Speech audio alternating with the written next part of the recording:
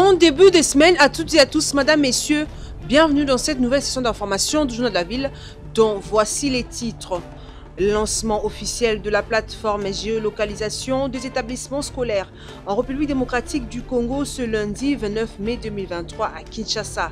C'est les vice-premiers ministres et ministres de l'économie nationale, Vital Kamerhe, qui, au nom du Premier ministre en déplacement, a procédé au lancement de cette plateforme de géolocalisation.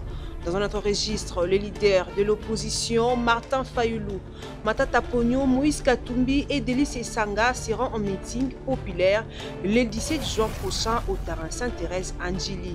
Ils l'ont dit dans une correspondance adressée au gouverneur de la ville province de Kinshasa, Gentini Ngobila, ce lundi 29 mai. Vous aurez les détails de tous ces titres dans ces journaux.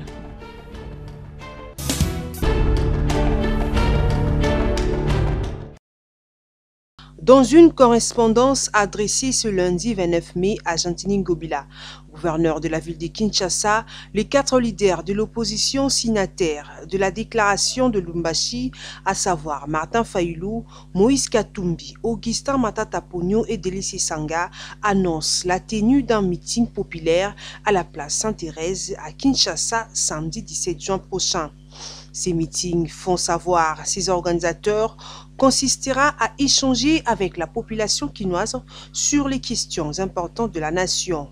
Cette autre activité de l'opposition intervient après celle de la marche reprimée par la police nationale congolaise les samedis 20 mai dernier et du sit-in organisé devant la commission électorale nationale indépendante CENI jeudi 25 mai dernier. Rappelons que Martin Fayulu, Moïse Katumbi, Délice Sanga et Augustin Matata unissent leurs idées et forces pour mener des actions communes en vue d'obtenir l'organisation des élections dans les délais constitutionnels. Réunissant autour d'eux d'autres opposants, ils appellent la population à résister et à exercer une vigilance citoyenne. Ces 4 candidats s'engagent à demeurer solidaires dans l'unité d'idées et d'actions pour faire aboutir la lutte du peuple congolais pour un véritable état des droits. Ils lancent également l'appel à la société civile et annoncent une série d'actions pour faire aboutir leurs revendications. Leur première activité de grande envergure était la marche du 20 mai dernier qui avait pour but de dénoncer l'insécurité grandissante, la vie chère et la misère du peuple, les processus électoraux chaotiques.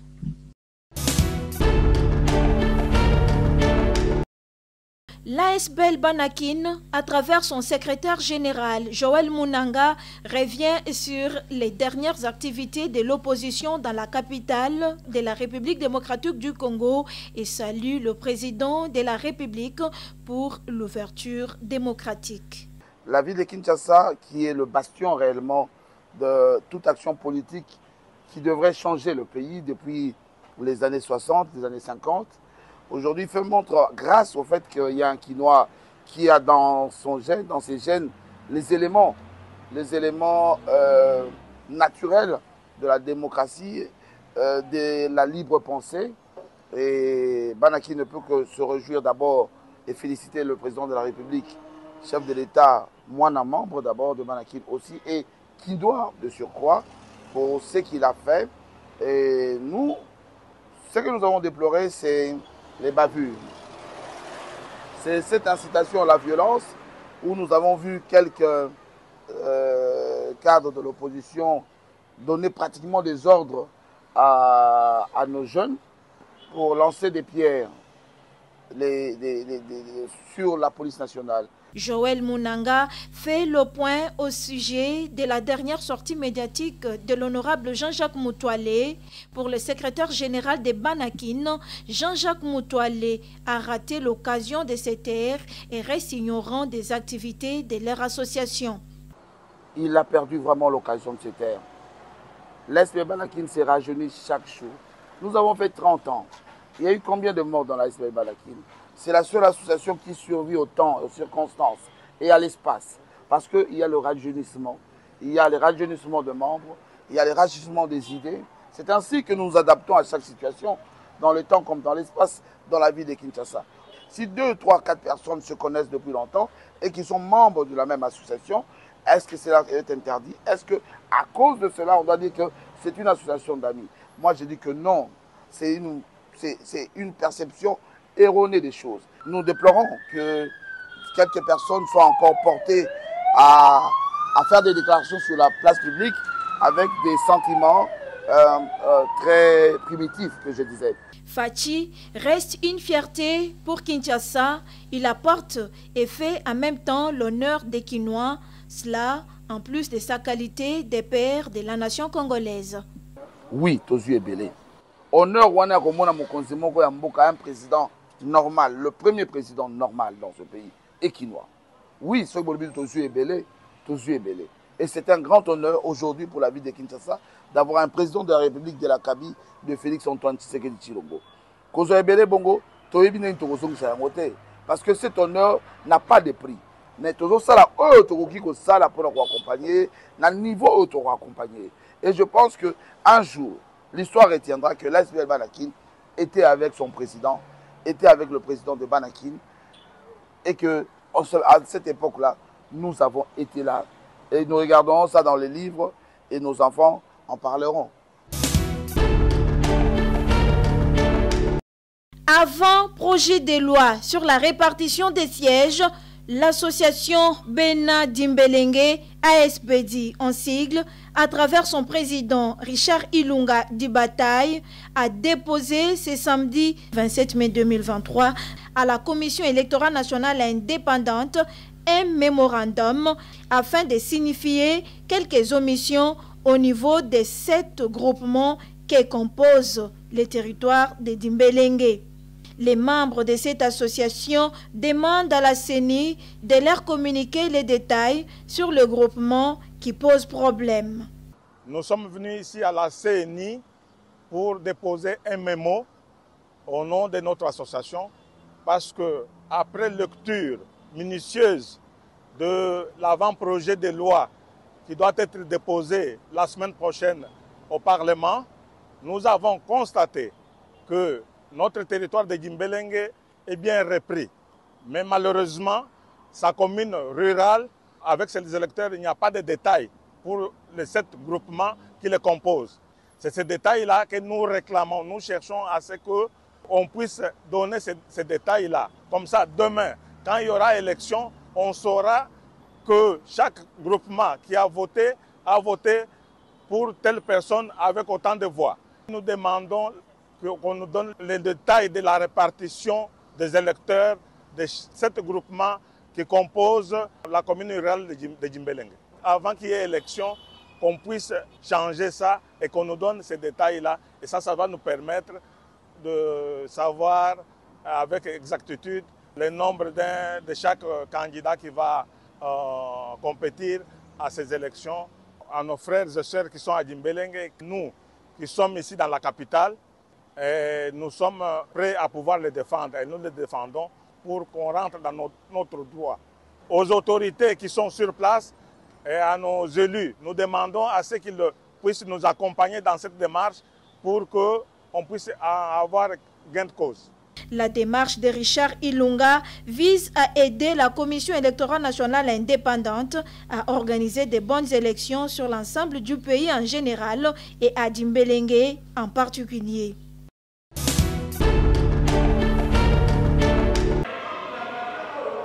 Le premier trimestre de la mise en œuvre des activités du projet appui à la promotion politique des femmes et à la participation politique des femmes des districts de la Tiangu à Kinshasa pour les élections de 2023 a pris fin. La dernière activité mettant fin à cette première phase du projet a eu lieu ce samedi 27 mai 2023 au lycée Sainte-Germaine d'Indjili, sanctionné par une conférence de presse organisée par la Ligue de femmes pour le développement et l'éducation à la démocratie LIFDED. Tout au long du premier trimestre, la LIFDED a eu à mener plusieurs activités en faveur des femmes de la Tiangu, Maluku, Télé, Massina, Kimbanteke, Ndjili, des carrefours, sessions de renforcement du leadership, ateliers de renforcement, tribunes d'expression populaire et matinées électorales étaient au rendez-vous pour amener les femmes à s'engager dans la politique. Une satisfaction pour la LIFDED qui remercie le courage des femmes et des jeunes, mais aussi son partenaire NED. Grâce Lula Amba et coordonnatrice de la Ligue des femmes pour le développement et l'éducation à la démocratie. La satisfaction et l'intérêt que les femmes ont porté dans ce projet, surtout que le calendrier de la CENI prévoit des élections jusqu'au niveau de la base, les élections locales, et les femmes vers lesquelles nous allons sont au niveau de la base. Si elles ne peuvent pas postuler pour les législatives nationales ou provinciales, mais il y a des élections à la base qui nous attendent. À quelques mois de la tenue des élections au pays, la coordonnatrice de la LIFDED lance un message fort aux femmes. Nous voulons qu'à l'issue de ces élections, qu'on voie émerger un leadership politique féminin. Mais cette fois-ci, avec l'ouverture que nous donne la loi électorale et la sensibilisation que nous menons pour demander aux femmes de s'engager politiquement, notre message phare est que nous puissions tous travailler à l'émergence d'un leadership politique féminin, c'est-à-dire que nous puissions aiguiser notre propre profil d'abord pour que nous puissions voter aussi femmes. Après cette première phase du projet, la LIFDED compte déployer une mission d'observation du processus électoral sur terrain. La Ligue des femmes pour le développement et l'éducation à la démocratie, LIFDED, debout pour la victoire des femmes aux élections de 2023.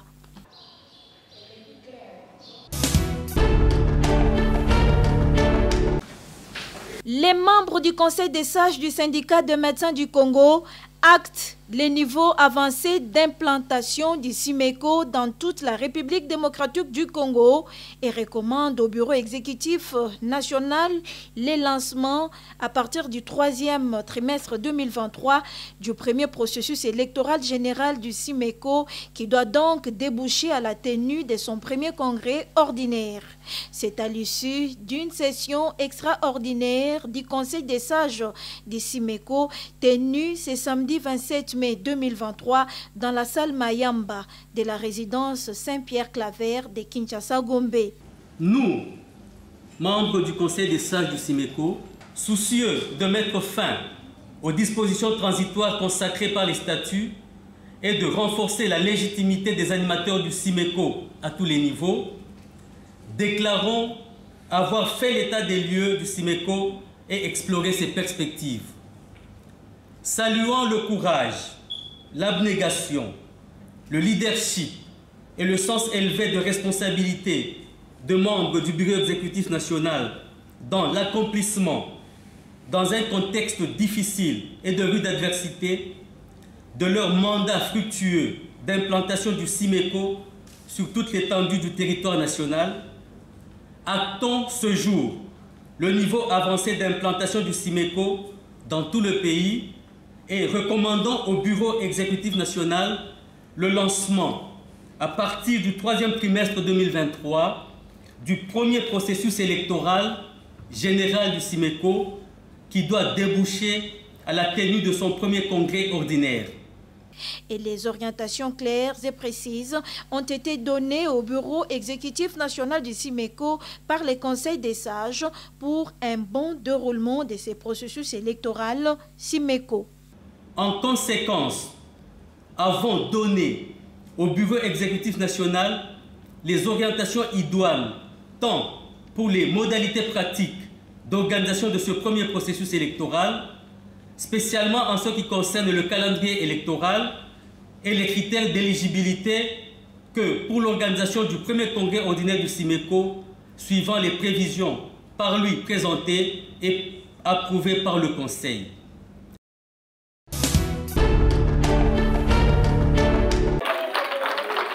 La protection de l'environnement est une affaire de tout le monde, raison pour laquelle l'ONG Centre pour le développement des jeunes défavorisés et du développement agropastoral CPJDDA, qui milite sans relâche pour un environnement sain et durable, a organisé une campagne de sensibilisation des apprenants sur la protection de l'environnement en milieu scolaire le jeudi 25 mai 2023, où les écoles d'Endili et Massina ont été ciblées. Tout d'abord, le secrétaire général de cette association a sensibilisé les élèves du complexe scolaire Tamouza sur l'utilisation en bonne et due forme, des sachets poubelles par jeu, des questions et réponses à l'aide des affiches avec images à l'appui. Le secrétaire général de l'ONG CPJDDA a expliqué en long et en large à ces derniers de ne plus jeter les saletés en bas et comment les placer dans différentes poubelles. Désormais, ici à l'école, vous allez commencer à jeter tout ce qui est. On va commencer à recevoir les feuilles d'oseille, les feuilles de papaye, les feuilles de manguier. Maintenant, voir comment est-ce que les amis vont mettre les saletés ici dans la poubelle. Allez-y. Même exercice au complexe scolaire Kazi à Massina Petro Congo. Là encore, les élèves de cette alma mater ont été sensibilisés sur l'usage des poubelles et sur le rôle que joue l'arbre dans l'environnement. C'est une campagne et nous avons ciblé les écoles d'Engil et celles de Massina. Nous avons commencé au complexe scolaire Tamoussa.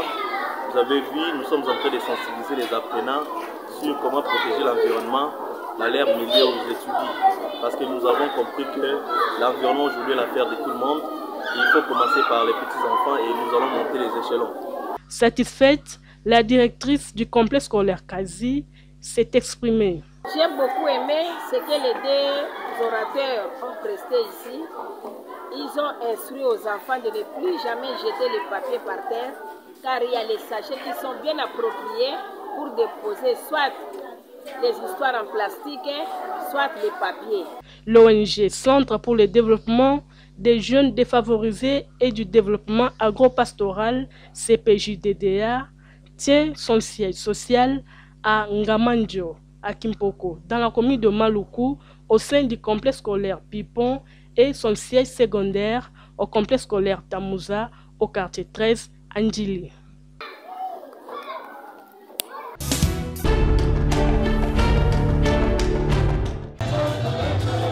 Selpa, Nouvelle-Jérusalem, située sur l'avenue de l'école, au numéro 157, entrée Brikine, commune d'Engaliema, l'une des églises de la 5e communauté des églises libres des Pentecôtes en Afrique, extension de la 5e Selpa Kakwende, dans le sud Kivu, dédicacée à l'Éternel Dieu Tout-Puissant et ses nouveaux serviteurs consacrés à Dieu, ce dimanche 28 mai 2023 par le patriarche Kalira Kantu Paul de l'église mère Selpa Kakwende, sud Kivu, venu spécialement pour cette cérémonie qui a coïncidé avec la célébration de la Pentecôte, jour de l'Esprit Saint. Mais d'abord, la prière d'ouverture, suivie de la prédication axée sur les signes du temps par Monseigneur Mazabourou de l'église du Christ au Congo, cathédrale du centenaire. Et juste après est venu le moment de la dédicace de la nouvelle église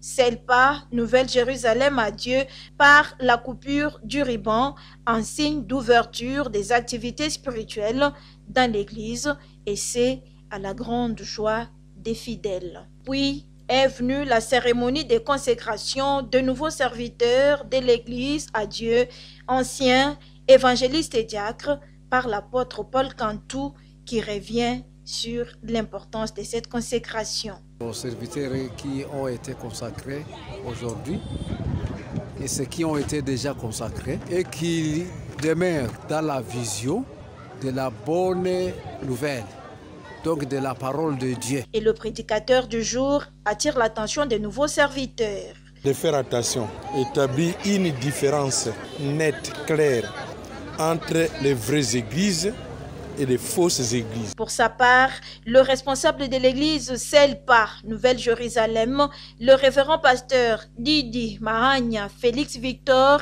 exhorte les fidèles chrétiens de son église à la sanctification, à l'élévation multiple. La Nouvelle-Jérusalem, c'est une église née dans des conditions particulières, extraordinaires. Et nous avons remarqué cette vitesse que c'était la manifestation de la puissance de l'Éternel. Je répète aux fidèles de continuer à se sanctifier davantage, et à travers cette sanctification, l'Éternel gardera toujours la promesse ultime. Cadeaux en espèces symbolisant des vaches, chèvres et autres étaient offerts à la nouvelle église Selpa Et c'est au rythme de la louange par le groupe des Séraphins.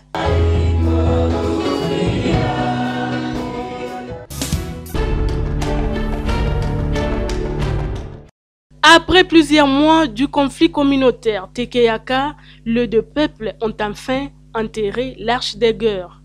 Touché par la tournure qu'avait pris ce conflit qui avait débuté à Kwamount et qui a fait déplacer plusieurs personnes pour Kinshasa, le chef Libois Moutieni Mabele, chef coutumier du village Bibwa, groupement Mikondo, est satisfait car la paix regagne peu à peu dans les villages concernés. Ils ont fait un passe makasi pour natango yakala bakoko na biso bazalaki chef coutumier aza chef kapita muyaka pe babalani na bateke na lelo yoyo bayaka bakomi baya kobotola mabele na biso ya bateke bawumbu esalamate tala lelo yo population ya plateau ekomi kolela passe ekoti biso na kati ya mboka.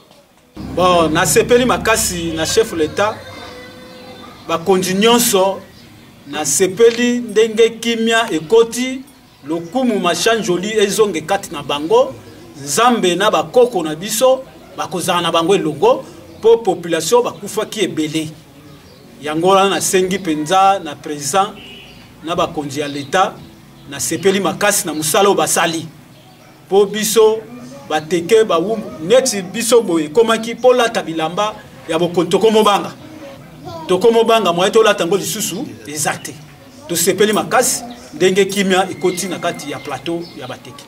De l'autre côté, le chef Libois déplore l'insécurité qui persiste dans son village et invite les autorités à s'impliquer davantage.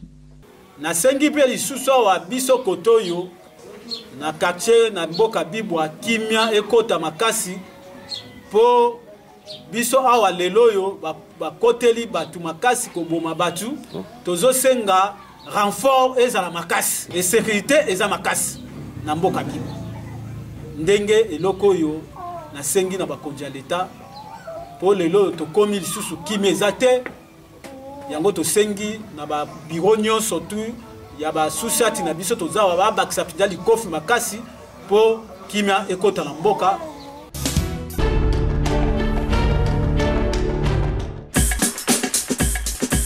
Madame, Messieurs, voilà qui met fin à cette session d'information du Journal de la Ville.